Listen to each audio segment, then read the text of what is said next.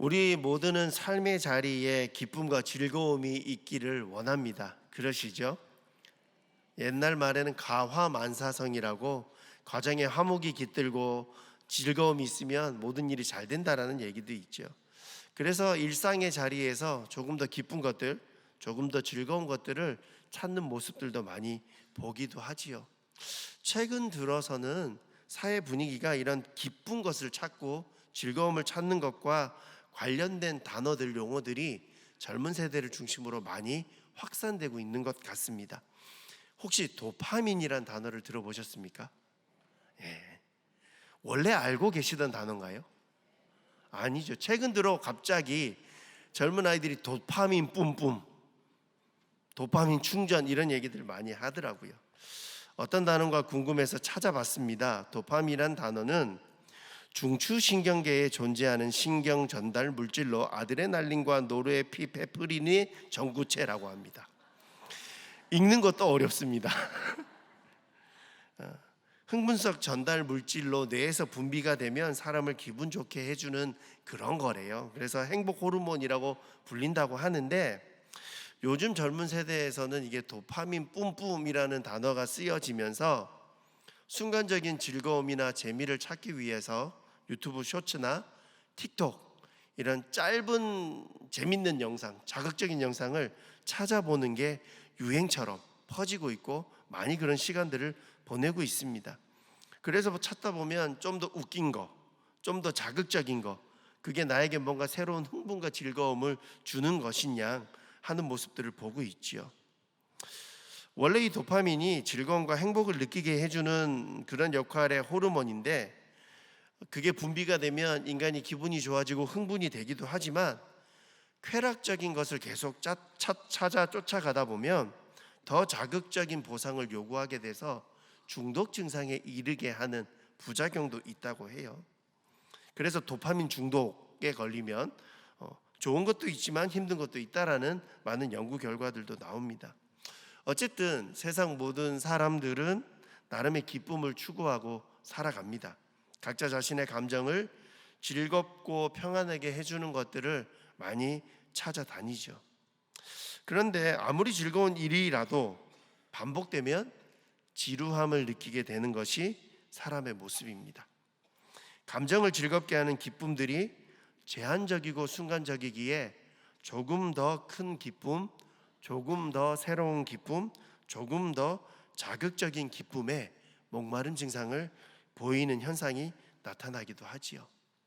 사회 심리학자이자 정신 분석학자인 에리 프롬은 그의 저서 소유냐 존재냐에서 이런 모습에 대해 기쁨이 없는 쾌락 속에 살아가고 있는 모습이다라고 이야기했습니다. 기쁨이 없는 쾌락. 사람의 소유와 존재를 분석하며 기쁨과 쾌락을 구별해 놓고 있더라고요. 좀 더 자극적인 욕망을 충족하는 쾌락을 추구하고 그런 흥분이나 만족감의 최고 상태의 경지, 황홀한 상태를 찾아서 절정에 이르려 한다고 그 책은 쾌락에 대해서 진단하고 있습니다. 그래서 많은 사람들이 조금 더 자극적인 쾌락, 새로운 쾌락을 찾게 된다라고 얘기하죠. 오늘날 쉽게 농담처럼 유행어처럼 쓰는 도파민 중독이란 단어도 이런 시대 상황을 잘 반영하고 있는 단어인 것 같습니다. 그런데 이런 상황의 반복은요, 절정을 통해 순간적인 쾌락을 얻는 것 같지만 그 안에는 지속적인 기쁨이나 충만함을 얻지 못하기 때문에 결국 공허함으로 되돌아온다는 것을 우리는 알고 있습니다. 그러기에 기쁨이 사라진 이 쾌락의 시대라고 일컬어지는 시대의 중심에서 우리는 진정한 기쁨을 찾는 일, 찾는 것이 더욱 소중하고 중요한 것임을 알고 있습니다. 오늘 본문에서도 바울은 기뻐하라고 말합니다. 우리 4절 말씀 같이 한번 읽어보겠습니다. 시작. 주 안에서 항상 기뻐하라. 내가 다시 말하노니 기뻐하라. 바울은 빌립보서를 통해서 기쁨에 대한 강조를 해줍니다. 기쁨이라는 단어나 기뻐하라는 표현이 12번이나 반복해서 강조되고 있음을 볼 수 있죠. 그래서 빌립보서는 기쁨의 책입니다. 시종일관 기쁨에 대해서 이야기합니다. 당시 빌립보 교회는 그 교회가 위치한 빌립보라는 지역, 도시적 특징 때문에 어려움들이 있었습니다. 빌립보는 무역의 요충지였어요. 수많은 물류들이 거래되고 왔다 갔다 하는 곳이다 보니까 물건만 왔다 갔다 하는 곳이 아니라 수많은 이방, 신들, 이단들, 혼잡된 거짓 교사들도 그 땅 가운데 자리 잡고 있었습니다. 종교적인 혼돈과 복음의 진리를 배우고 지키려는 이들을 향한 거짓 교사들의 끊임없는 유혹과 공격들이 있는 곳이었습니다. 그러다 보니 빌립보 교회는 곤란을 겪고 있었고 암울한 시기에 처해 있음에도 불구하고 바울은 그들을 향해 기뻐할 것을 부탁하고 있는 겁니다. 아니, 빌립보 교회를 향해 항상 기뻐하는 기쁨의 공동체가 되라고 명령하고 있는 겁니다. 기뻐하라. 그런데 여러분, 항상 기뻐하는 게 쉽습니까? 어렵습니까? 어렵죠. 바울이 그렇게 외치고 있고 우리가 그렇게 들어 알고 있는 항상 기뻐하는 삶. 그런데 오늘 본문에서는 항상 기뻐할 수 있는 이유를 바울이 설명해 주고 있는데요. 항상 기뻐할 수 있는 이유 어떤 것일까요? 첫 번째는 기쁨의 기준이 주 안에서 기뻐할 수 있습니다. 기쁨의 기준이 주 안에서이기 때문에 기뻐할 수 있습니다. 4절에 주 안에서 항상 기뻐하라. 내가 다시 말하노니 기뻐하라. 바울이 말하는 기쁨은요, 세상이 주는 즐거움 혹은 쾌락과는 차원이 다른 기쁨입니다. 영원히 죽을 수밖에 없는 죄인들을 대속해 주신 그리스도께서 죽으심을 통해 우리가 죄의 올무에서 해방되었다. 그게 우리가 고난 공동체, 부활 공동체, 위로 공동체를 통해서 계속해서 반복해서 점검하고 있는 사실이죠. 뿐만 아니라 그리스도를 구주로 영접하며 믿는 자들에게는 구원이 선물로 주어졌고 그 영적 기쁨이야말로 세상 사람들이 경험하는 기쁨과는 차원이 다른 기쁨임을 바울은 이야기하고 있는 겁니다.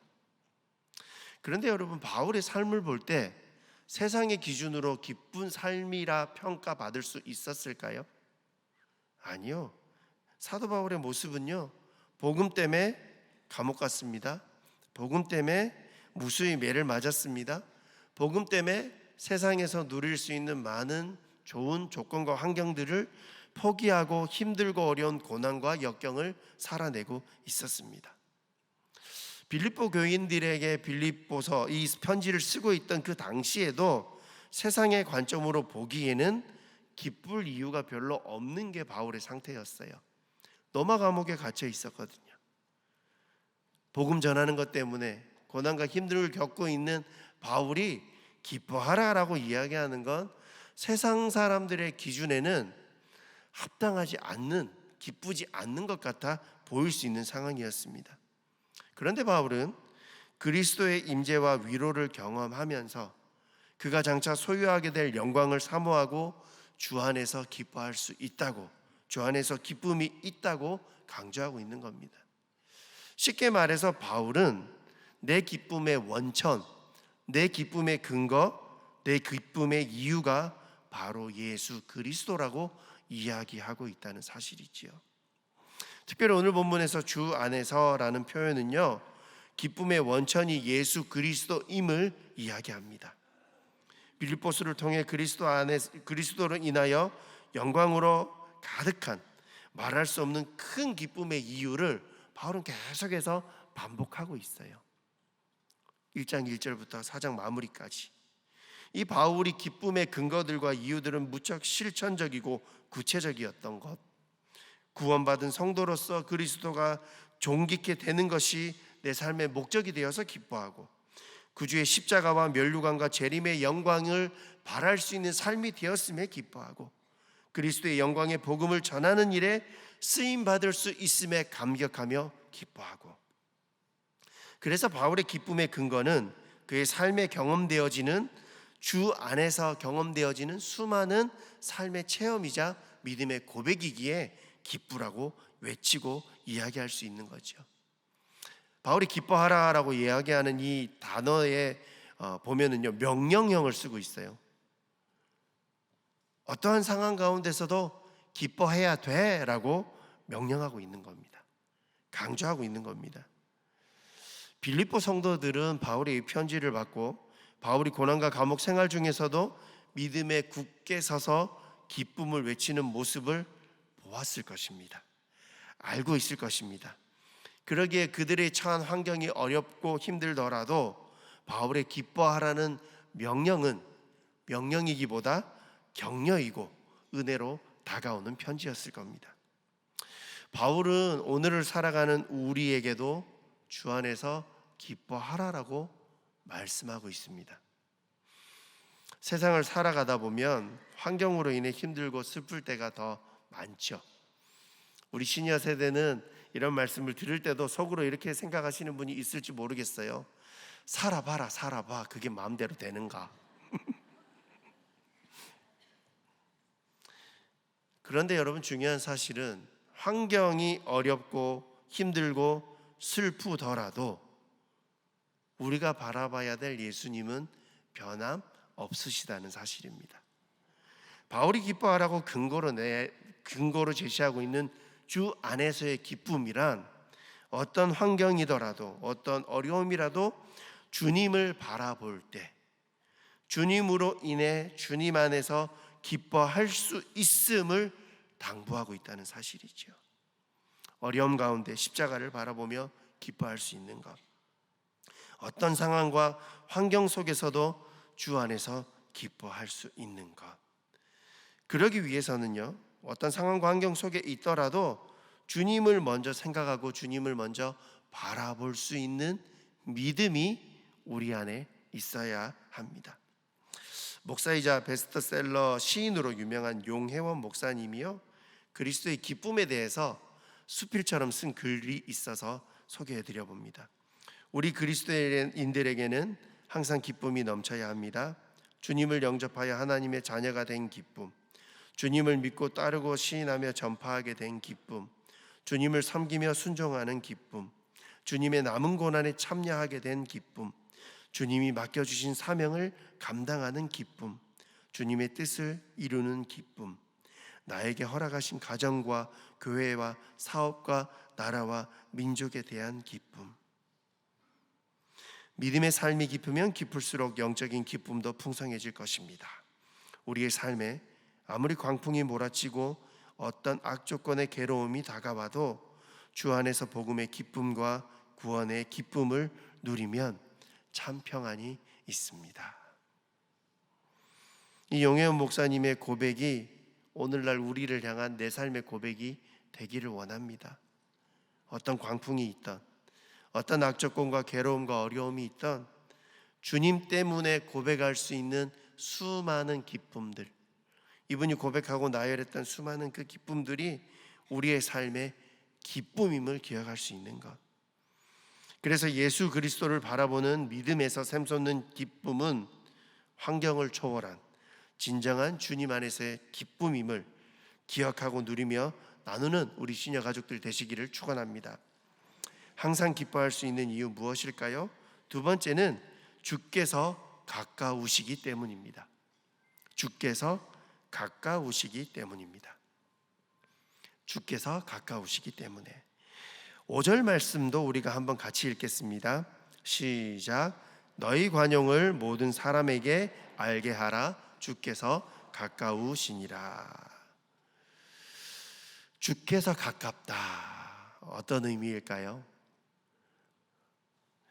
오늘 본문에서는 주께서 가깝다 이전에 먼저 강조하는 것이 관용에 대한 이야기입니다. 관용은요, 사전의 원 의미를 보면 관대한, 사려 깊은, 너그러운 이런 뜻을 사용하고 있습니다. 이것은 자신이 당연히 주장할 수 있는 권리를 포기하고 다른 사람을 너그럽게 대하는 태도를 의미하는 단어인데요, 손해나 역경을 당해도 흔들리지 않고 평정을 유지하는 영적인 인내도 이런 뜻에 포함됩니다. 단순히 너그러운 것, 포용하는 것 뿐만 아니라 내가 손해봐도 영적으로 참고 감내해내는 것들을 다 의미하고 있습니다. 그리고 바울은 이런 관용의 모습을 특정한 누구에게만 나타내는 것이 아니라 불신자들, 심지어 자신을 핍박하는 사람들까지도 포함해서 모든 사람에게 보여야 한다라고 이야기합니다. 모든 사람이 그것을 알게 하라라고 본문은 이야기하거든요. 알게 한다는 뜻도 살펴봤더니 그것이 인정받게 하라, 그것이 알려지게 하라라는 거예요. 쉽게 말씀드리면 내가 당신에 대해서 관용을 베푸는 걸 관용을 받는 사람이 인정할 수 있게 베풀라는 거예요. 내가 좀 너그러운 건 너 알지? 자랑하거나 생생되기 위한 것이 아니라 당신의 너그러움이, 당신이 나를 향한 관용을 베풀음을 받는 사람이 깨달아 알고 인정할 수 있게 하라. 대표적인 인물이 예수님이십니다. 예수님께서는 그의 삶을 통해 죄인들을 향한 이 땅의 사람들에게 관용을 베풀었어요. 너그러이 참아주시기도 하고 용서해 주시기도 하고 인정해 주시기도 했습니다. 그래서 고린도후서 10장 1절에 보면 이런 기록이 있어요. 너희를 대면하면 유순하고 떠나 있으면 너희에 대하여 담대한 나 바울은 이제 그리스도의 온유와 관용으로 친히 너희를 권한다. 바울이 이야기하는 관용도 예수 그리스도의 관용을 따른다라고 바울은 이야기하고 있는 거죠. 우리 그리스도인들의 삶에는 예수 그리스도로부터 관용을 배워야 하고 예수 그리스도의 관용을 따라 그 관용을 베푸는 삶이 되어져야 한다. 그러면서 바울은 이 관용을 베풀고 관용으로 살아가야 될 이유를 주께서 가까우시기 때문이다 라고 이야기하는 겁니다. 주께서 가까우시다. 주께서 가까우시다가 어떤 의미일까요? 주님이 그냥 내 옆에 가까이 와 계신다 이런 의미일까요? 이 본문에 가까우신이라라는 단어는요, 공간적인 개념과 시간적인 개념을 다 가지고 있는 단어입니다. 그래서 공간적으로 주님이 나와 가까이 계신다라는 의미로 해석되기도 하고요, 시간적으로 주님이 점점 나에게 다가오고 계신다라는 의미를 담고 있기도 한데, 바울 빌립보서 전체의 의미를 포함해서 해석해 볼 때는 주님께서 가깝다는 의미는 주님의 임재가 다가오고 있다라는 의미로 해석되는 게 맞습니다. 주님의 임재가 가까워오고 있기 때문에, 주님의 임재가 가까이 오고 있다라는 이 사실이 우리의 관용의 이유라는 거예요. 왜 그럴까요? 주님께서 가까워 오시는, 주님의 임재가 임할 때 주님이 우리에게 베푸신 일들 뿐만 아니라 나에게 주어진 모든 상황과 환경을 심판하시기 때문에, 그래서 5절을 정리해 보면 이런 문장으로 이야기할 수 있을 것 같아요. 어떻게 정리하냐면요, 주님의 재림이 가까이 오고 있으니 너희 관용을 모든 사람에게 알게 해 라고 하는 거예요. 주님의 임재가, 주님의 재림이 가까이 오고 있으니 너희 관용을 모든 사람에게 알게 해. 주님이 가까이 오고 계시다는 것의 의미는 데살로니가 후서 1장 5절에서 9절까지 보면 우리가 환난을 받게 되었던 상황에서 주님이 그걸 환난으로 갚으신다는 거예요. 7절에 보면 환난을 받는 너희에게는 우리와 함께 안식으로 갚으시는 것이 하나님의 공이시니 주 예수께서 자기의 능력과 천사들과 함께 하늘로부터 불꽃 가운데 나타나실 때에 하나님을 모르는 자들과 우리 주 예수의 복음에 축복하지 않는 자들에게 형벌을 내릴 거야. 주님이 갚아주신다는 겁니다. 주님의 재림이 우리에게 환난을 끼친 자에게는 환난으로 갚으실 것이고, 환난 받았던 우리에게는 영광으로 갚아주시는 공의의 날이 될 거야. 그러니까 네가 힘들고 어려운 문제가 다가올 때, 누군가로부터 억울한 일을 당할 때 네가 갚으려고 하지 마. 너는 관용으로 베풀면 주님이 재림하실 때 다 평가해 주실 거야, 갚아 주실 거야 라고 얘기하고 있는 겁니다. 그러기에 관용이야말로 하나님께로부터 우리에게 주어진 지혜라는 거죠. 우리가 이처럼 소망을 품고 관용을 베풀면 많은 자에게 복음이 전할 기회가 더 넓어집니다. 그리고 그 선으로 악을 이겨내는 열매가 우리에게 있을 거라고 이야기하는 거죠. 아는 관계에서 관용을 베푸는 건 무척 어려운 일입니다. 제가 시니어 사역을 꾸준히 섬기고 있을 때 주변 분들이 농담처럼 저에게 이야기하는 권면이 뭐냐면, 어르신들 세대가 될 때 가장 조심스럽게 주의해야 될 병은 섭섭병이다. 예전보다 작은 것에 서운해하는 경향들이 더 많으시다라는 얘기를 참 많이 해주세요. 그런 이야기가 있는 건 아마 우리가 나이 들어갈수록 관용을 베풀기보다는 내가 조금 더 위로받고 격려받기 원하는 마음이 크기 때문일 것입니다. 그런데 성경은 역으로 우리가 더 관용해야 함을 이야기합니다. 더욱 너그러워져라. 그리고 그것을 알게 하라. 그게 주님의 임재하심을 기대하는 자들의 삶의 모습이다. 우리 옆 사람 보면 이렇게 하시죠. 제가 좀 더 관용을 베풀겠습니다. 이럴 때 그냥 그래 좀 그래라 이러지 마시고 지금도 충분한걸요 하셔야 되는 겁니다. 주님의 임재를 기대하고 주님이 갚아주실 그때를 바라보며 넉넉하게 너그러이 드려지시는 축복이 우리 가운데 함께하기를 원합니다.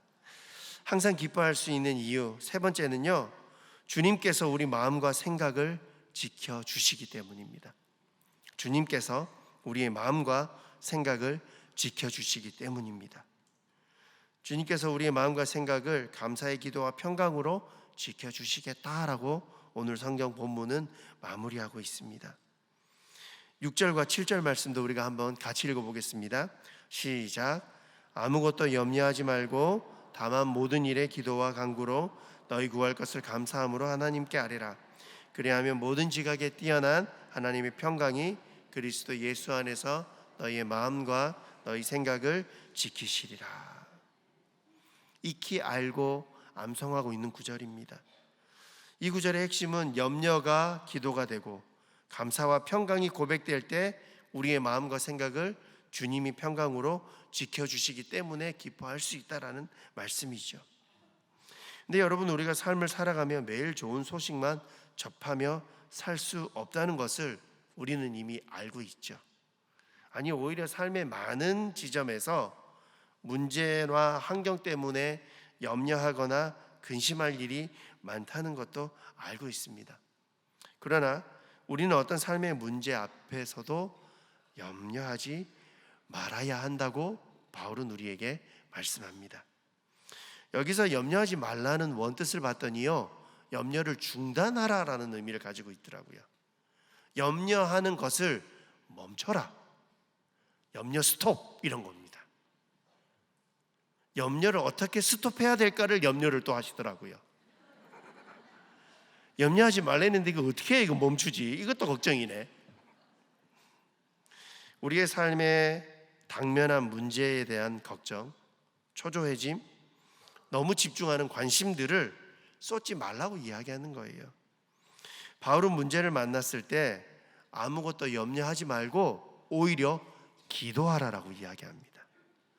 그러니까 염려를 중단하는 제일 좋은 방법은 기도하는 것입니다.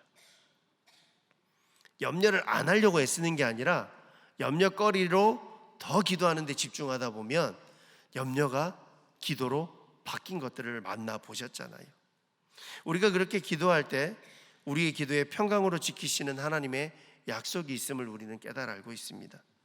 그래서 우리가 문제 앞에 취해야 할 자세, 염려 앞에 취해야 할 자세는 염려가 아닌 기도입니다. 우리 문제를 위해 기도하고 문제를 바라보는 우리의 시선과 태도가 변화되고 염려, 근심, 두려움은 사라지고 하나님이 주시는 평강이 우리를 주장하고 있음을 만나게 될 것이기 때문에. 코리텐붐 여사가 이런 얘기를 했대요. 걱정은 내일의 근심을 없애주지 못한다. 오히려 오직 오늘의 능력을 앗아갈 뿐이다. 걱정하지 말라는 거죠. 지금 혹시 여러분이 어떤 문제 앞에 있으십니까? 그 문제 때문에 염려하는 일에 집중하고 있지는 않으십니까? 문제거리가 염려거리가 아니라 하나님과 더 깊이 만나는 기도 제목임을 기억하시기를 원합니다. 그리고 그 기도를 통해 하나님이 주시는 평강을 누릴 수 있는 삶이 되기를 축복합니다. 기도할 때 꼭 기억해야 될 건 바울은 감사함이라고 이야기했습니다. 감사함으로 아뢰라. 감사는요, 그리스도인들의 모든 기도에 반드시 수반되어져야 할 필수적인 요소이기도 하고, 기도하는 자가 모든 것을 선하게 이루어 주실 것을 확신하며 하나님의 뜻에 순종하겠다라는 의지를 담은 표현이기도 합니다. 감사함으로 아뢰일 수 있는 이유, 그 배경에는 빌립보서 4장 11절 12절에 보면 자족에 대한 것이라고 바울은 이야기합니다. 자족하기를 배웠다. 어떤 형편이든 이런 상황 저런 상황 어려움이나 어느 곳에 처할 줄도 알았다. 자족할 수 있다는 건 스스로의 연약함을 인정하는 믿음의 고백이자 하나님의 채우심을 바라보는 믿음의 감사의 고백이 담겨 있는 자세이기 때문입니다. 재밌는 건 사람들은 궁핍하면 불평합니다. 그런데 풍부해도 잘 만족할 줄 모릅니다. 궁핍하면 불평한데 풍부해도 만족하지 잘 못합니다. 바울이 처했던 모든 상황과 환경 속에서 그는 하나님께서 변함없이 주인되어 주셨기 때문에, 주인되어 함께 하시기 때문에 감사로 기도할 수 있다라고 이야기하고 있는 것입니다. 샘 크랩트리라는 목사님이 쓰신 감사의 기도라는 책에 보면 감사에 대해서 두 가지를 우리에게 이렇게 이야기하더라고요. 감사는 하나님의 축복과 거래하는 수단이 아니다. 어떠한 형편에든지 자족하기를 배운 자의 고백이다. 능력 주시는 자 안에서 모든 것을 할 수 있다고 믿는 자가 범사에 감사할 수 있다. 또 하나, 감사는 하나님의 은혜를 얻기 위한 것이 아니며 오히려 우리가 이미 하나님의 은혜를 누리고 있다는 증거다. 감사는 믿음에서 나고 믿음은 선물이다. 따라서 감사한 마음이 들 때 우리는 감사한 마음이 든다는 것 자체에 감사할 수 있어야 한다. 감사하는 마음은 선물로 주어진 것이니 그 선물을 주신 분께 감사하자. 감사할 수 있는 마음이 생긴 것도 감사하고 하나님이 주신 것도 감사하고 그 은혜 때문에 감사하고, 우리는 이미 하나님의 은혜를 받은 자들이고 하나님은 우리의 모든 것을 아시는 분이십니다. 우리의 처한 환경과 상황을 누구보다 잘 아시고 가장 선한 길로 인도하시는 분이 하나님이심을 우리는 압니다. 그러기에 모든 상황과 환경 속에서 감사함으로 하나님 앞에 기도하며 나아갈 수 있는 것이죠. 그럴 때 하나님이 우리를 지키신다고 약속하셨어요. 우리의 마음과 생각을 지키신다. 지키시는 원뜻은요, 감싸고 보호해 주신다, 요새를 지키고 마을을 지키고 돌보아 주신다, 이런 의미를 다 담고 있거든요. 우리의 기도가 하나님을 향한 감사의 기도로 드려질 때 모든 것 위에 가장 뛰어난 하나님의 평강이 우리의 마음과 생각을 지켜주십니다. 그러기에 어찌 아니 기쁠 수 있겠습니까? 말씀을 준비하며 옛날 어린 시절 제가 주일학교 다닐 때부터 불렀던 찬양 한 곡이 떠올랐습니다. 주 예수 사랑 기쁨 내 마음속에. 다 아십니까? 주 예수 사랑 기쁨 내 마음속에. 어디에? 내 마음속에. 어디에? 내 마음속에. 주 예수 사랑 기쁨 내 마음속에, 내 마음속에 있네. 나는 기뻐요, 정말 기뻐요. 주 예수 사랑 기쁨 내 마음에. 나는 기뻐요, 정말 기뻐요. 주 예수 사랑 기쁨 내 마음에. 여러분의 삶에 지금 어떤 기쁨이 있습니까? 무엇이 나의 기쁨이 되고 있습니까? 주 예수 안에 주님 때문에 누릴 수 있는 기쁨이 여러분의 마음과 생각 그리고 여러분의 삶의 참된 기쁨으로 누려지시기를, 하나님의 은혜로 주 안에서 누리는 기쁨, 주 예수 사랑 기쁨이 내 마음속에 가득해서 하나님의 평강으로 감사하고 기도하는 기쁨의 사람, 기쁨의 공동체 되시기를 주님의 이름으로 축원합니다. 기도하겠습니다. 주 예수 안에 머물 수 있는 삶이기에 기뻐하겠습니다. 하나님이 나에게 은혜 주셨기에 감사함으로 기뻐하겠습니다.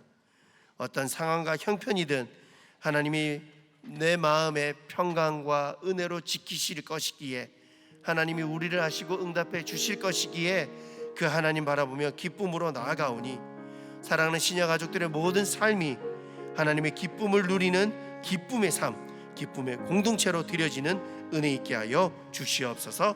예수님 이름으로 기도드립니다. 우리 말씀 생각하며 새 찬송가 293장 주의 사랑 비칠 때에 1절만 함께 찬양으로 고백합니다. 주의 사랑 비칠 때의 기쁨 오네, 근심 걱정 물러가고 기쁨 오네, 기도하게 하시며 희미한 것 물리쳐 주의 사랑 비칠 때 기쁨 그 큰 사랑 내 맘속에, 큰 사랑 내 맘속에 충만하게 비칠 때의 찬송아. 그 큰 사랑 내 맘속에, 그 큰 사랑 내 맘속에 화평함과 기쁨 주네. 그 큰 사랑 내 맘속에, 그 큰 사랑 내 맘속에 충만하게 비칠 때의 찬송아. 그 큰 사랑, 그 큰 사랑 내 맘속에 화평함과 기쁨 주네. 그 사랑. 우리 옆 사람 오면 주 안에서 기뻐하겠습니다 라고 고백하죠. 주 안에서 기뻐하겠습니다. 기도하겠습니다. 하나님, 우리의 삶에 주 안에서 기쁨이 넘쳐나는 기쁨의 삶 되게 하여 주시옵소서. 하나님의 은혜가 있기에 기뻐하고 하나님의 함께 하시기에 기뻐하며 주님이 이루실 것이기에 기쁨으로 드려지는 삶 되어지게 하시고, 그 모든 것에 감사함으로 기도하며 나아갈 때 그리스도의 평강과 참된 기쁨이 우리의 마음과 생각을 주장하는 귀한 삶 되게 하여 주시옵소서.